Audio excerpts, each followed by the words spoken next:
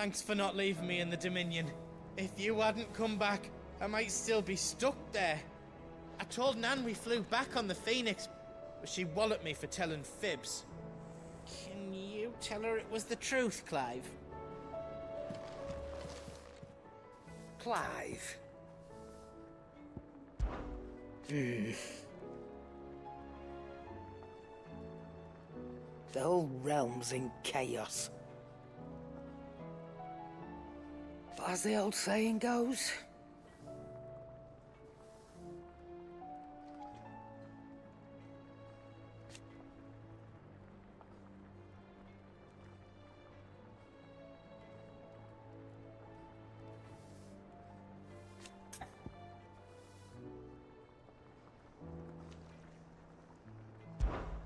if you're gonna buy something, be quick about it.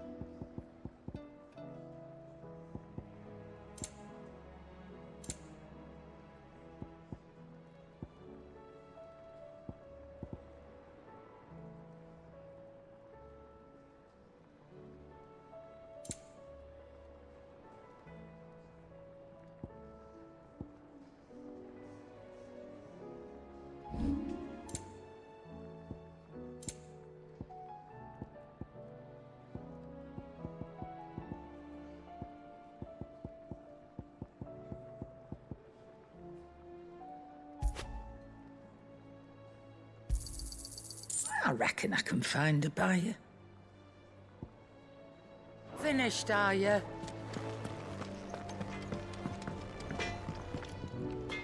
What do I owe the honor? Fretting about us, guys.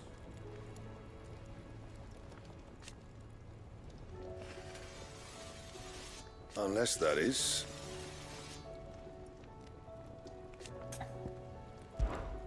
What's that for you, dear?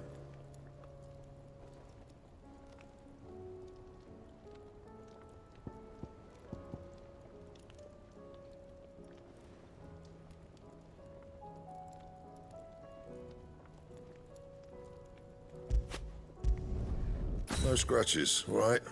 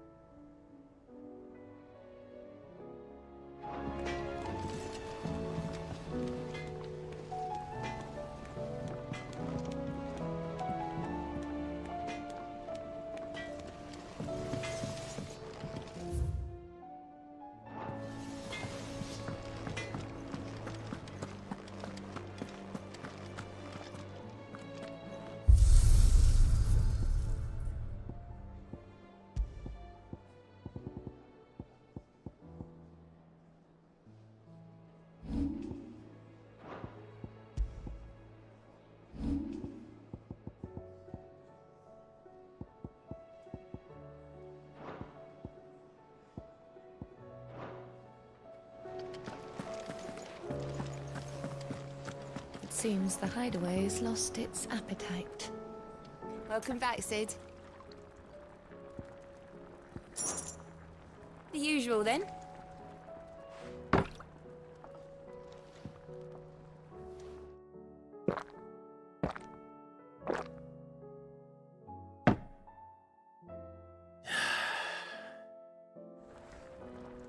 Oh, you're not leaving already, are you?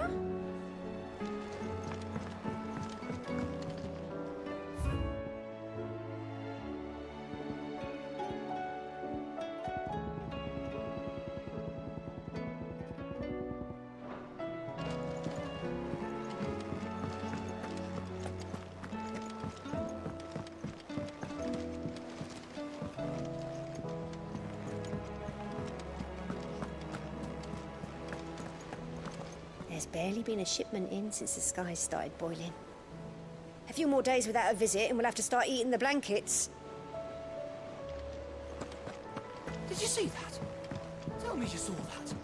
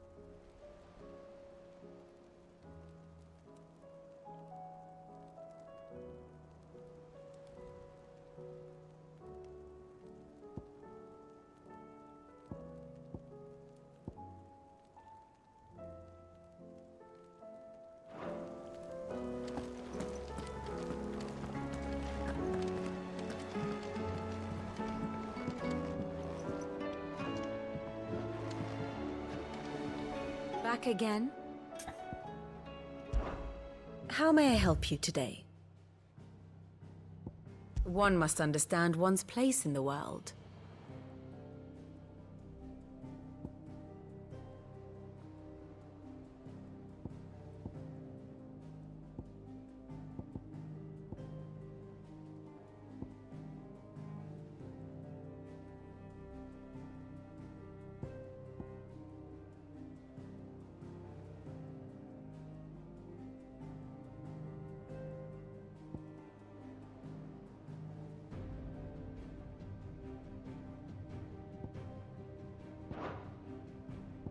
Here's the latest information I have.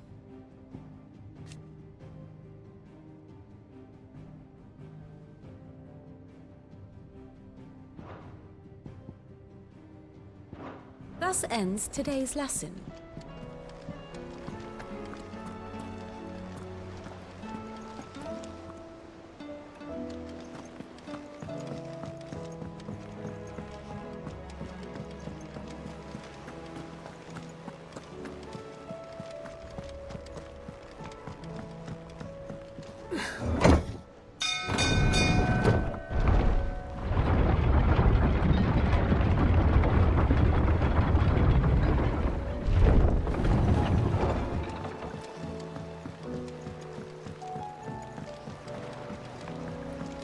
I'd say we were in for a storm.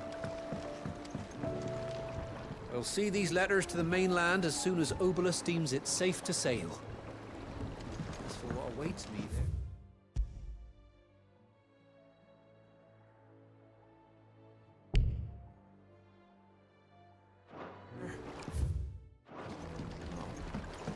We'll just have to see, won't we?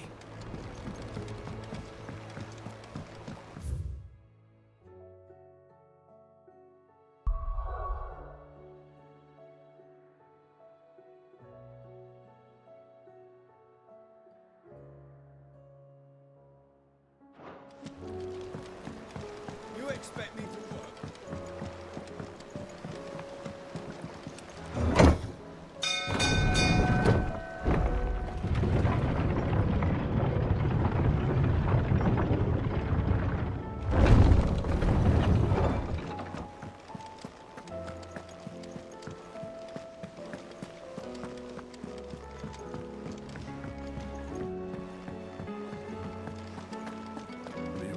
guys then. The Loman is what? Ah, I wasn't expecting you back so soon. Come to claim your just desserts?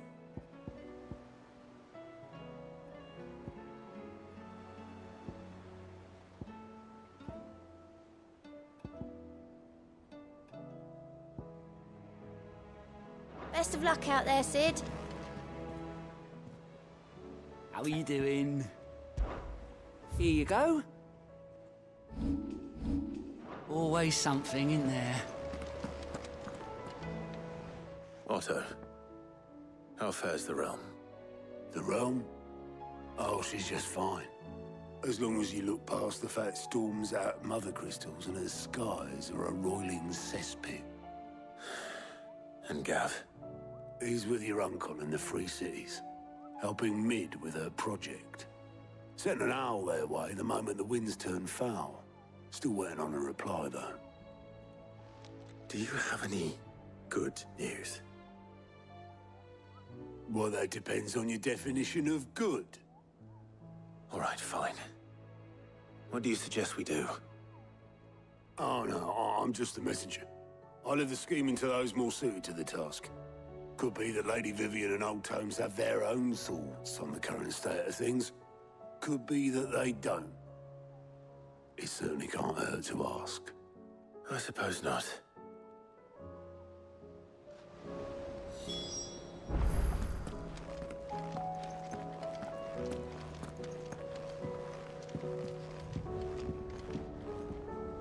How is it that every one of your little excursions presages some inexplicable catastrophe?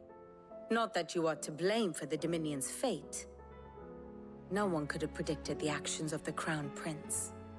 I'm sorry I couldn't save your home. My countrymen are stronger than you think. A few toppled clock towers won't break their spirits. They'll be back on their feet in no time. I hope so. Look at us. Bluer than a pair of bog crabs. Tempting though it may be, sulking will not help us find a solution to this mess. You believe there's one to be found? I don't know. But I am certain we're more likely to find it if we first examine the facts.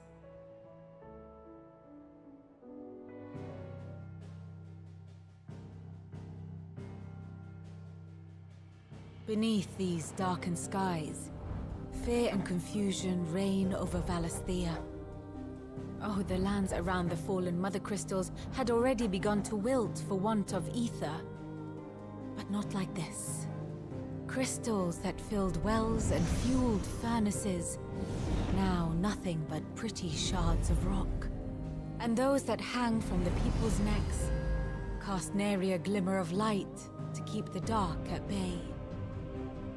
It is only a matter of time before the common folk convince themselves that the end of days is upon us.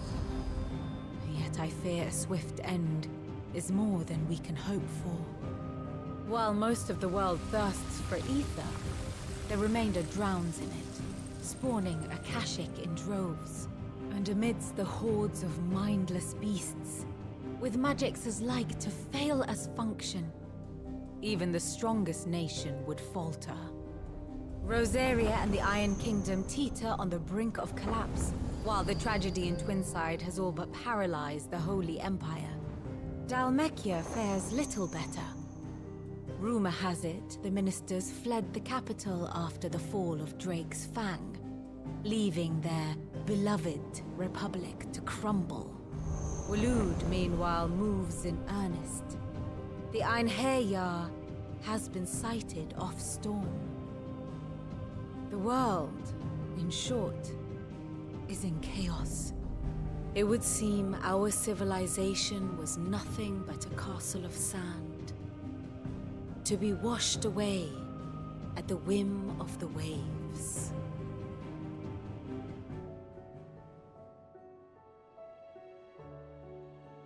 A castle of sand. Not my best flourish, but it seemed fitting.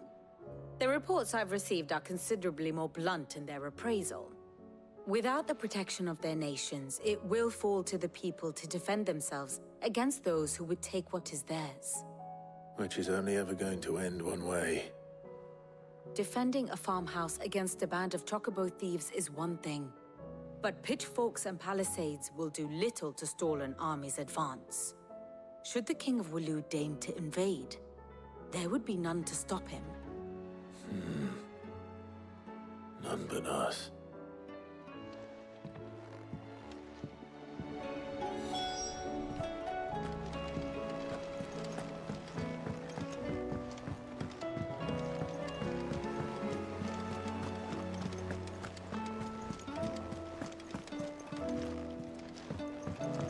Or the moon, for that matter.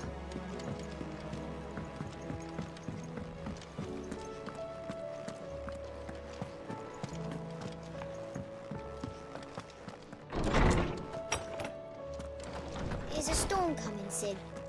Will there be thunder?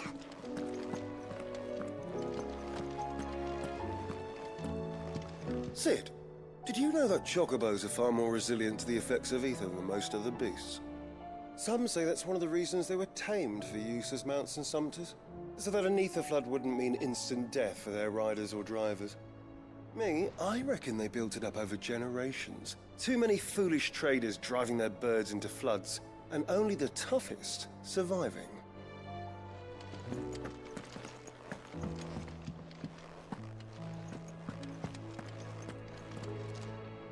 Let me guess. You're here about the skies.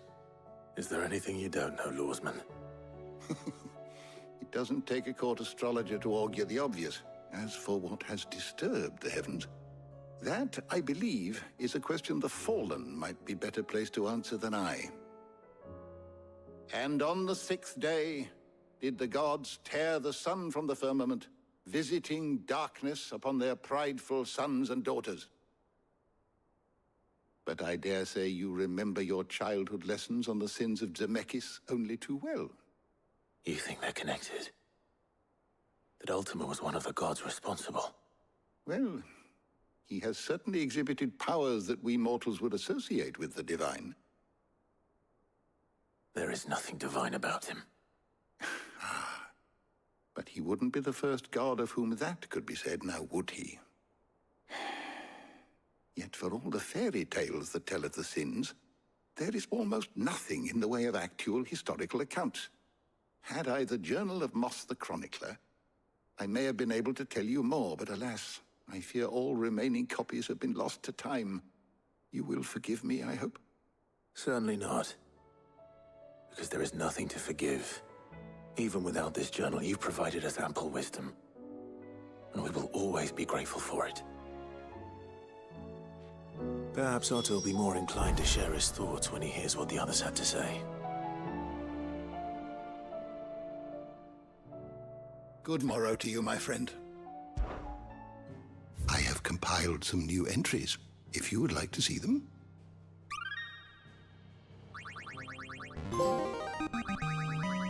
is a rather fascinating excerpt I've been meaning to show you.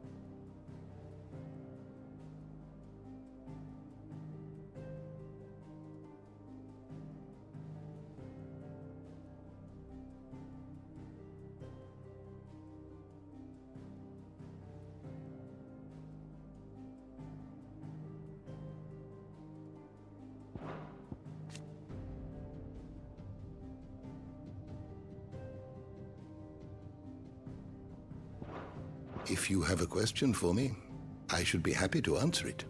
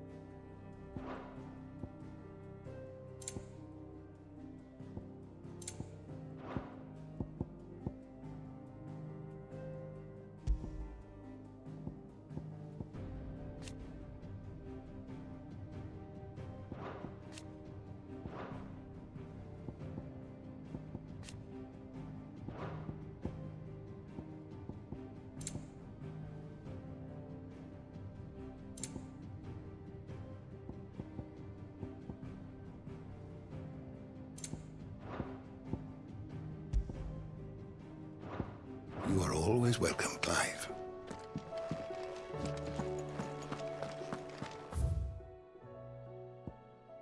Is a storm coming, Sid? Will there be...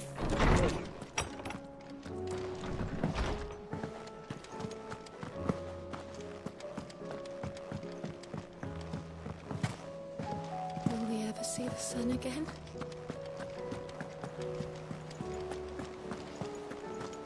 Did you see that? Tell me you saw that.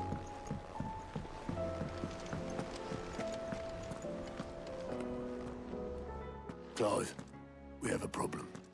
Only one. That would be a first. It would. Actually, there are three. We had as many owls arrive while you were at the shelves. Martha's got a Akashic out her gates, and talk of monsters roaming the hills outside of Northreach has put the wind up Isabel and her lot. And don't forget Dalimil. Lubor says the village was raided by bandits. When it rains... It fucking pours. The curse breakers are spread thin, taking stock of the damage in the Dominion. And even if I could get word to all of them, I doubt they'd get here in time to make any real difference. Which means... there's only two people who can. Jill and I. Let them know we're on our way.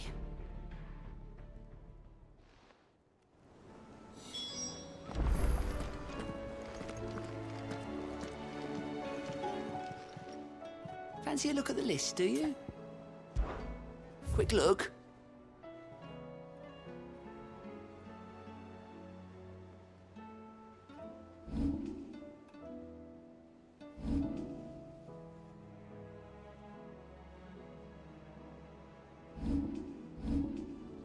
Always something in there.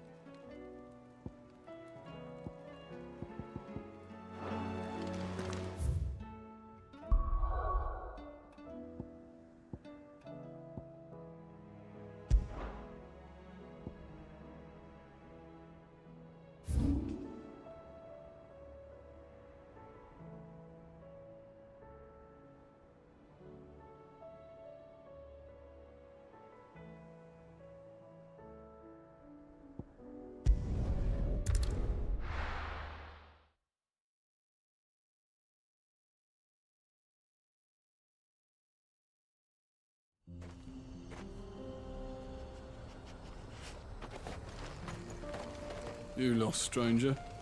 Wherever you're headed, it's back the way you came.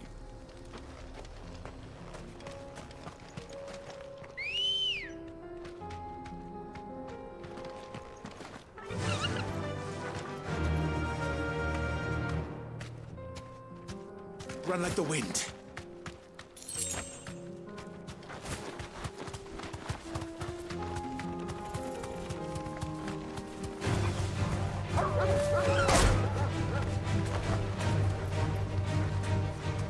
Relax, girl.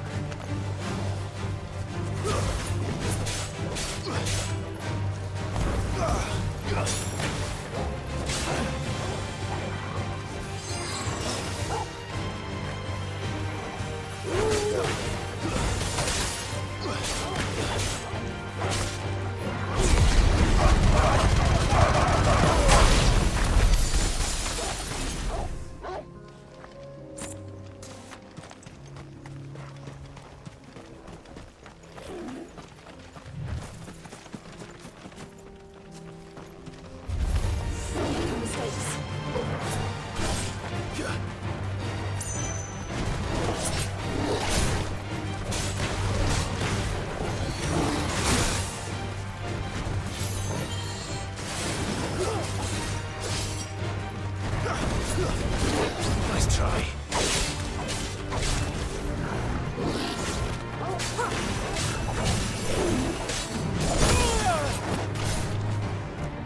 I've heard talk of.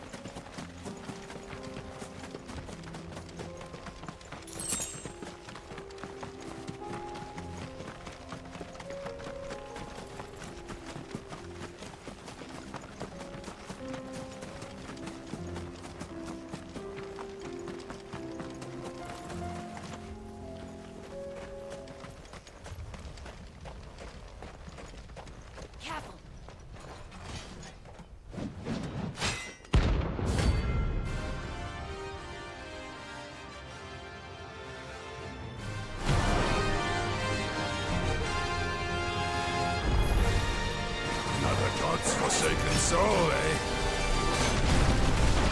Only those who have nothing. So empty your pockets.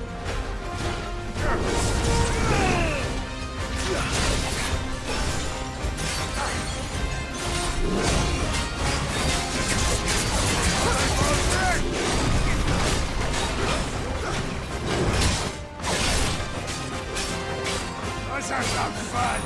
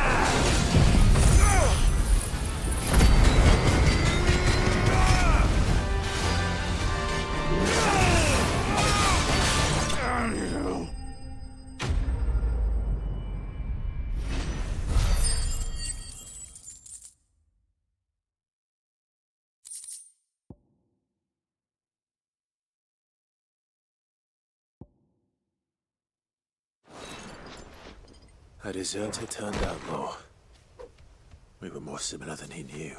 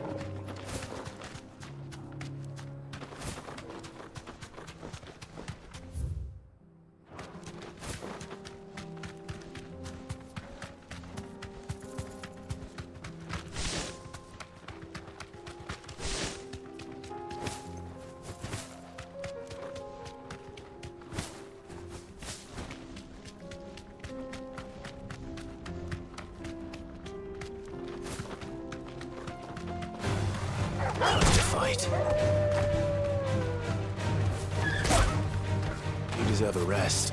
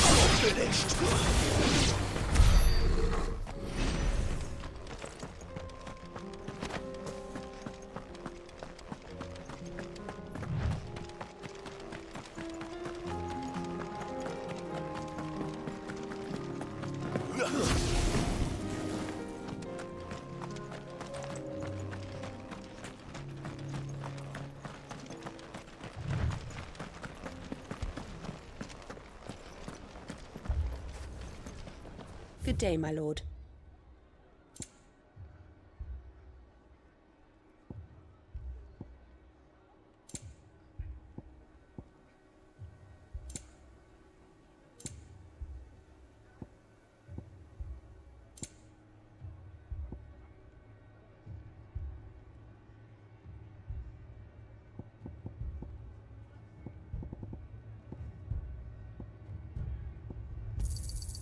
My thanks.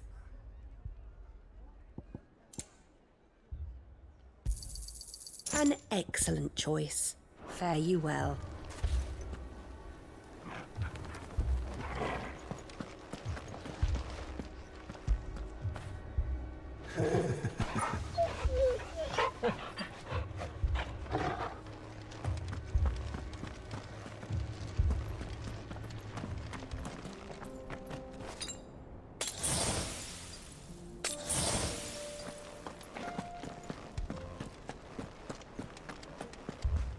Anything I can interest you in? An excellent choice.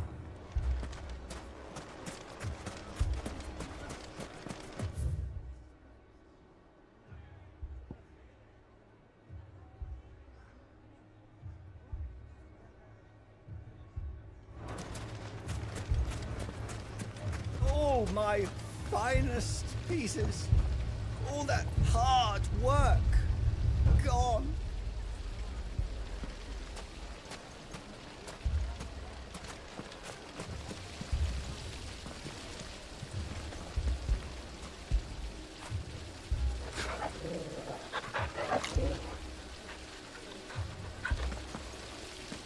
What are we to do?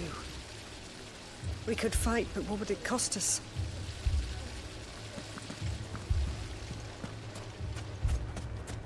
If I had my pickaxe, I would... Don't get yourself worked up. You need rest.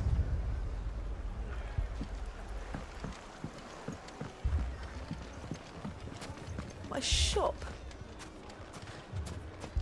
Why would anyone do such a thing? If you're wondering why Dalamil's in such a sorry state, you can blame the bandits.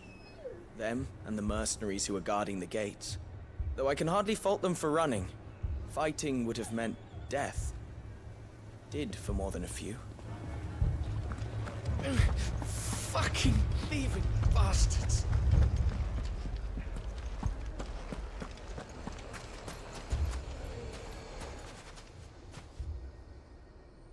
Well, this isn't at all foreboding.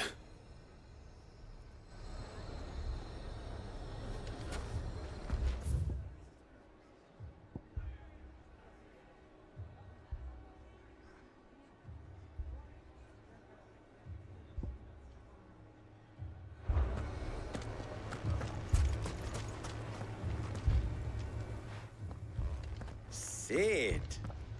Your new companion appears much more formidable than your uncle. Should I be worried? You haven't been introduced. Jill, Clive has told me much about you. All lies, I'm sure. Your Stolas said that Dalimil has a bandit problem. Indeed. Although, you're a little late. They left with our food and guild days ago. Any idea where they went?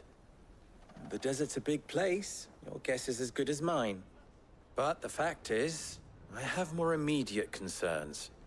What did you say to me? What did you say? As if by magic. Let's just say we've yet to reach a consensus about how to solve Dalimil's little problem. And at this rate, it won't be the actions of the bandits which prove to be our undoing. It will be our own. I've tried reasoning with the dissenting parties, but even the Desert Hare has limits. Perhaps we could talk to them. What makes you think they'll listen to us? What makes you think they won't? She makes a fair point, Sid. And you won't have wasted much of your precious time if you fail. They're just across the courtyard.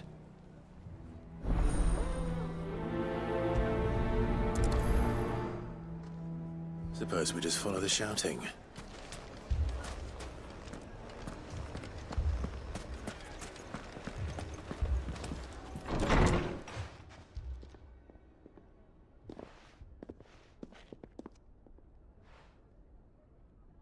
You wouldn't talk like that if it had been your men whose throats were slit. Blood for blood, it's the only way. We hire mercenaries and have them mount the bandits' heads on our walls as a lesson to the rest. And what happens when those mercenaries are slaughtered like your men? Are you going to hire more? We're better off using that coin to buy food and supplies. If we hire mercenaries, the only thing we're buying is the bandits' ire. And you cannot fill empty bellies with that. Do you hear me?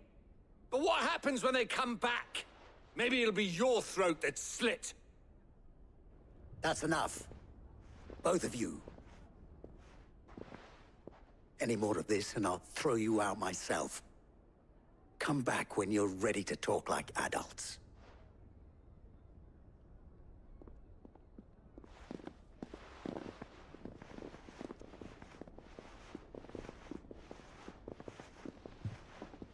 Victor. What's he doing here?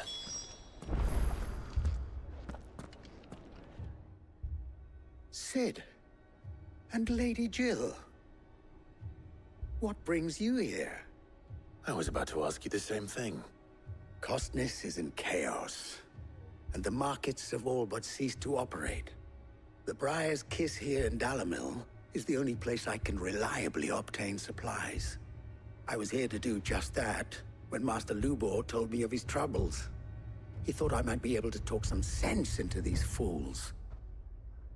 But if you're here, I suppose his patience must be waning. Who are those people? Those were the thorns in Lubor's side.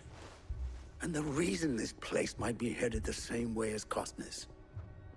It's these accursed skies. The darkness is enough to drive a man to madness. Or an entire city, for that matter. We're still working on the skies. But in the meantime, perhaps we can find a solution to Dalimil's problems. I hope so. For all our sakes.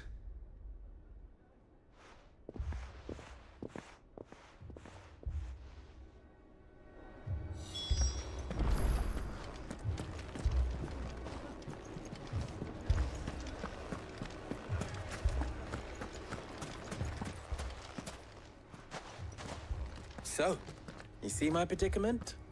What I saw was a room full of people who were angry and afraid. And with good reason by the sound of it. But if left to smolder, that anger and fear could set the entire town alight. My thoughts exactly. What to do?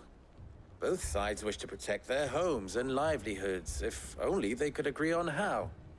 But as long as they are divided, we are vulnerable. And if there's one thing bandits like, it's an easy target. What would Sid the Outlaw suggest? Well, if it were my namesake, he'd let them choose for themselves, and be on hand to pick up the pieces when it all went wrong. That sounds like a recipe for disaster. A recipe for disaster is precisely what it is. But perhaps that realization would be enough to make them question the ingredients. While it's plain neither Conrad nor Natalie will countenance the other's proposal, it may still be possible to make them doubt their own, before presenting them with a third option. And that would be? To pool our resources and save the city ourselves. Why fight each other? When all that fear and anger can be directed at the bandits. It appears we have a plan of action. Victor, pay Conrad a visit. See if you can't convince him of his folly. I'll speak with Natalie. As you wish. Your faces are not well known in this town. That may prove useful. Don't worry, Victor and I will do most of the talking. You need only play along. Play along? What he means to say is yes.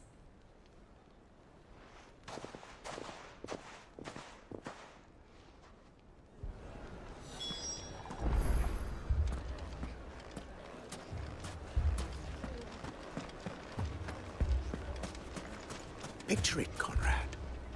Your own city guard. Buying more supplies. We might as well scatter seeds near a rat's nest.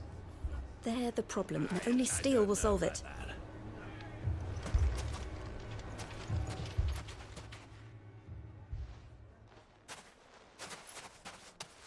Ah, here she is.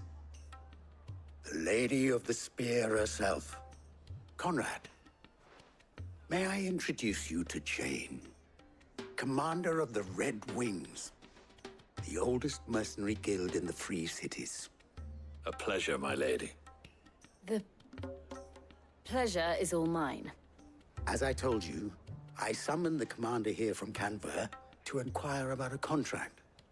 Victor says you told him no. That there aren't any men left to hire. Is that true? True as the crystals cracked. Nobles came and claimed every last one worth his salt. And not just from us Red Wings. You know of the 7 high houses. There must be 2 swords assigned each one. Granted, we have a few boys left. If it's boys you're looking for. Well, Conrad, are you saying that Dalamel's finest cannot defend this town better than a gaggle of unblooded striplings? That a band of beardless youths could better avenge the deaths of your brave men than you yourselves? Absolutely not. We'll show those bastards who they're dealing with.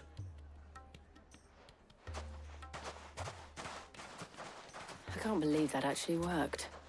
Conrad's not what you called the brightest candle in the crypt.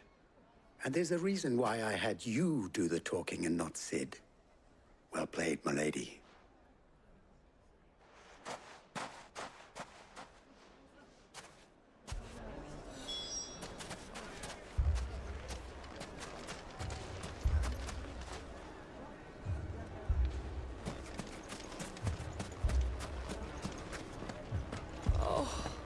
I'm ruined.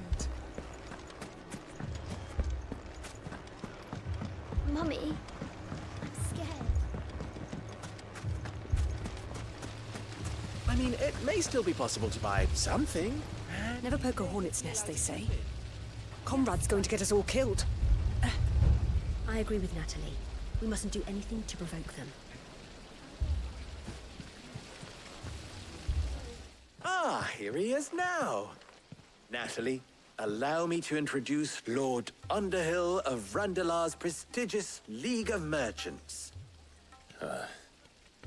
Lord Underhill. At your service. Underhill?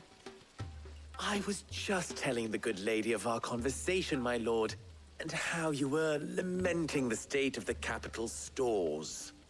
Lubor says that not only are the granaries almost empty, but that war and the Blight mean this season's harvest won't be enough to fill them for winter. Indeed, certainly that is the case. The nobles in the capital are buying up the city's stocks of barley and wine, driving the prices higher than most commoners can afford. It is only a matter of time before the peasants revolt.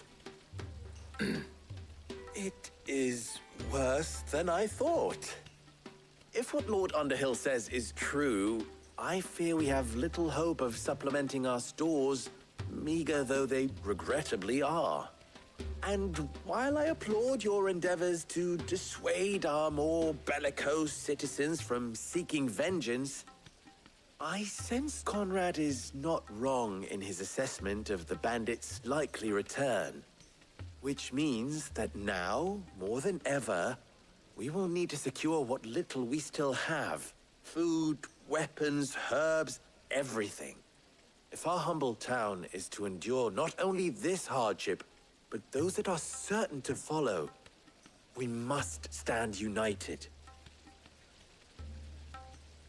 All right. If it will help to protect my home, I'll do it. But you needn't have gone through this charade.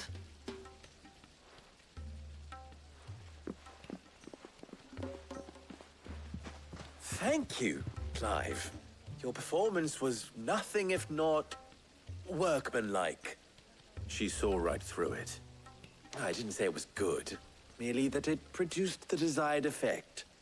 Now, my scouts should be returning shortly. Meet me back at the Briar's Kiss, and we shall see what we face.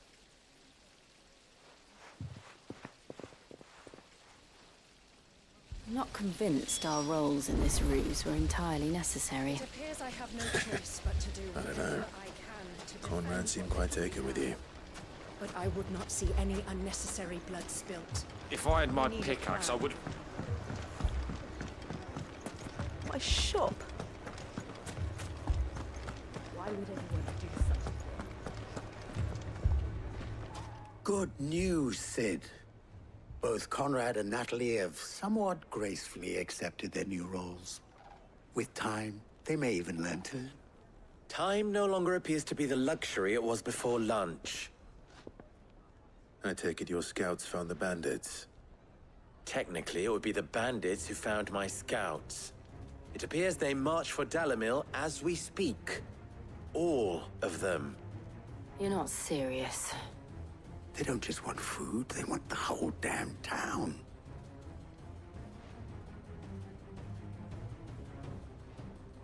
I have a favor to ask. I'm told the bandits march in two groups, one from the south and one from the desert, in a move doubtless intended to stretch our already gossamer-thin defenses. Very well. Jill and I will meet those from the desert. But what of the rest?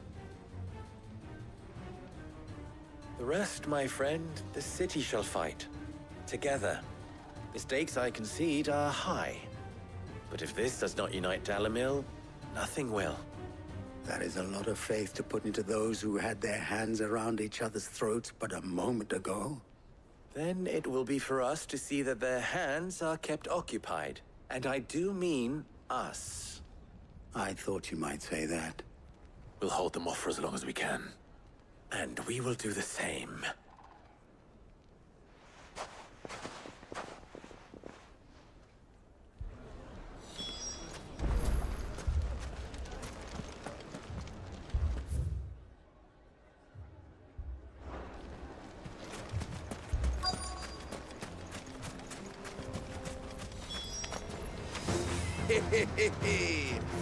The women folk have come to us.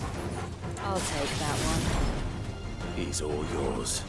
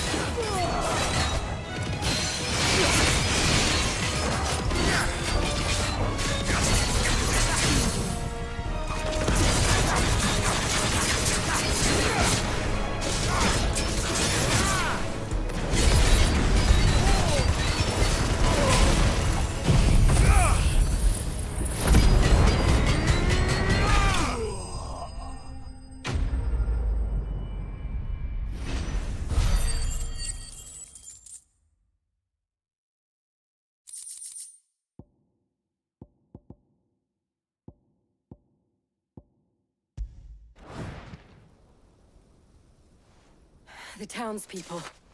Could they have held out? I don't hear any fighting. What do you think? That we should hurry.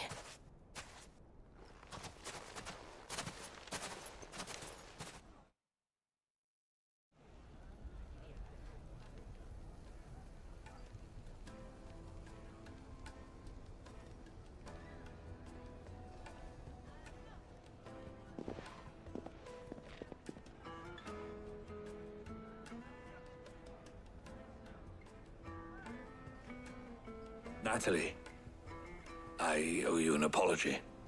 You did well out there. The inn would have been lost had you not held the line. Without you, there would have been no line to hold. You saved us, Conrad. You saved Dalamil. We all saved Dalamil.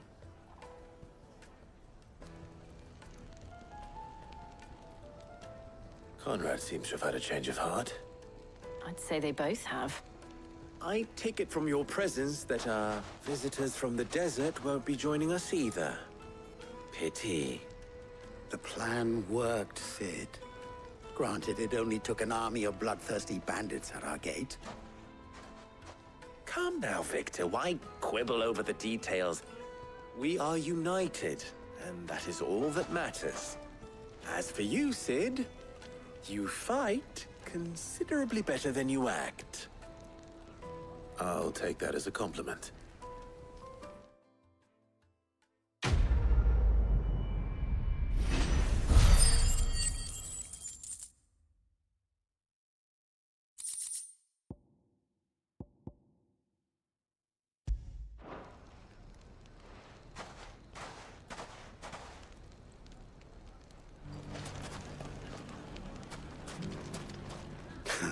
Now, if I could only convince the people of Costness to work together.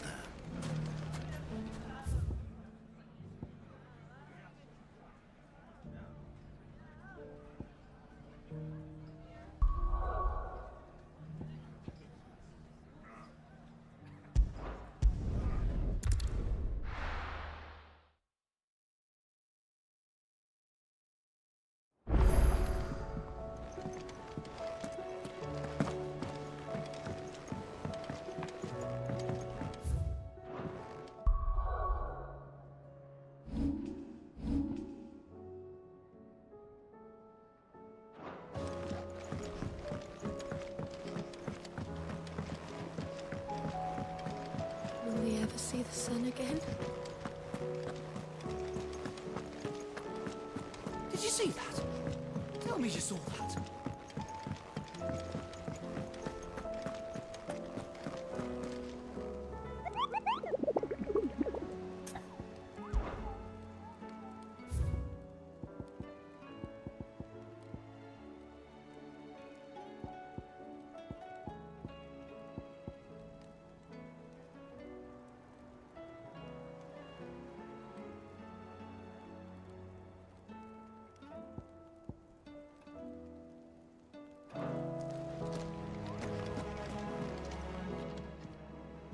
How may I help you today, Clive?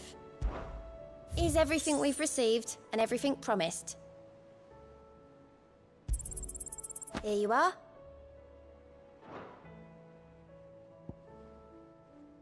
All in good time, eh?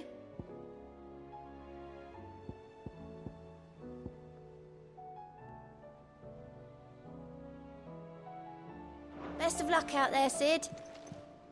Welcome to the Patron's Whisper. Come again. I may have more for you.